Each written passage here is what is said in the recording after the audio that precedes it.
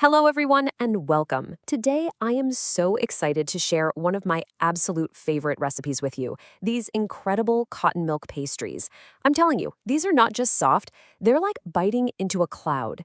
The texture is just unbelievably tender and milky. This is a recipe I come back to again and again, and I just can't wait for you to try it. And the best part about this dough is just how versatile it is. Seriously, it's a total workhorse in the kitchen. You can stuff it with savory things like cheese and herbs, or go sweet with a rich, gooey chocolate filling. It's the perfect blank canvas. And the amazing thing, it's so forgiving. I swear, it gets better every single time I make it. And let's talk practical. These are a game changer for any meal. They're perfect for a quick breakfast, amazing alongside a big bowl of soup for dinner, and kids love them in their lunchboxes. Plus, they freeze like an absolute dream. You can make a big batch and have homemade pastries ready to go whenever you need them.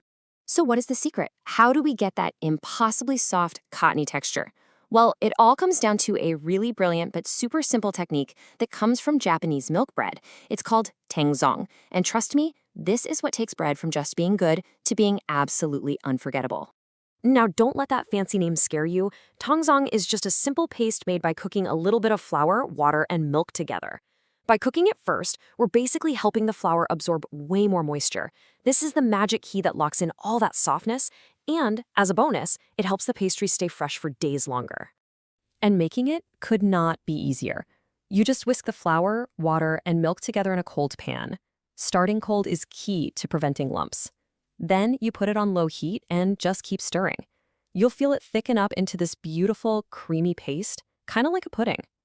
Once it looks like that, just pop it in a bowl to cool down completely before we use it. See? Simple. All right, our tangzhong is cool and ready to go. Now it's time to put together the magic dough itself. Let's run through our ingredients. Okay, for the dry stuff, we're starting with 580 grams of bread flour. You really want bread flour here. That extra protein is what gives us a great structure. To that, we'll add 4 tablespoons of sugar for just a touch of sweetness, a tablespoon of instant yeast, a tablespoon of powdered milk for richness and color, and finally, a tablespoon of salt to bring out all the flavors.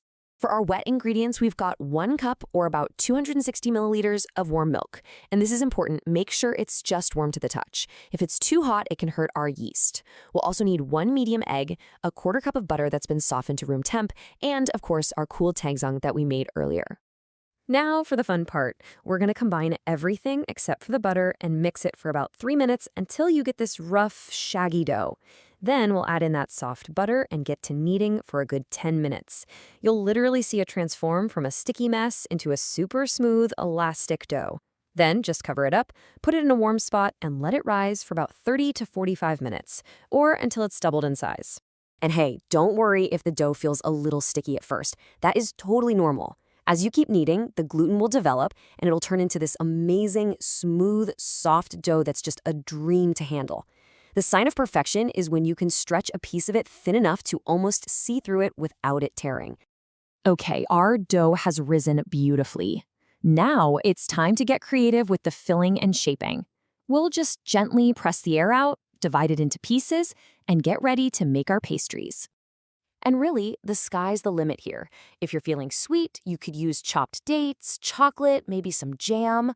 For savory, think about spiced meat, seasoned chicken, or that classic feta and parsley combo. My personal favorite, a really good sharp cheddar cheese. It just melts so beautifully inside. So, have you decided on your filling? Awesome. Now let me show you the shaping technique that gives these pastries their really unique layered look. So this special shape is what creates all those gorgeous layers. You start by rolling a piece of dough into a circle. Then, with a knife or a pizza cutter, you make a few slits on the outer edges, but leave the center solid. Plop your filling right there in the middle, and then carefully roll it up nice and tight. Make sure you pinch all the seams really well so none of that delicious filling escapes while it bakes.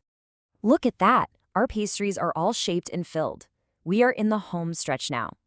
These last few steps are all about getting that perfect, irresistible, golden brown finish. First things first, they need a quick second proof. Just cover them up and let them rest for about 30 minutes. This last little rest makes them extra light and airy. Right before they go in the oven, we'll gently brush them with a simple egg wash, just an egg yolk mixed with a little bit of milk. This is the secret to getting that beautiful, shiny, professional look. Now, let's talk oven temperature. We're going to preheat to a pretty moderate 170 degrees Celsius. That's about 340 Fahrenheit. Going with a lower temperature like this is so important. It lets the pastries cook all the way through and get super fluffy without the outside getting too dark or hard. They're going to bake for about 25 minutes. That combination of the moderate heat and the 25-minute bake time is just the perfect formula.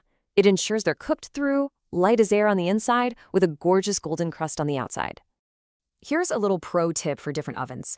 If your oven has heat from the top and bottom, just use the middle rack for nice even baking. But if your oven only heats from the bottom, no problem. Just bake them with the bottom heat, and then for the last minute or so, switch on the broiler to get that perfect color on top. Just watch them like a hawk when you do.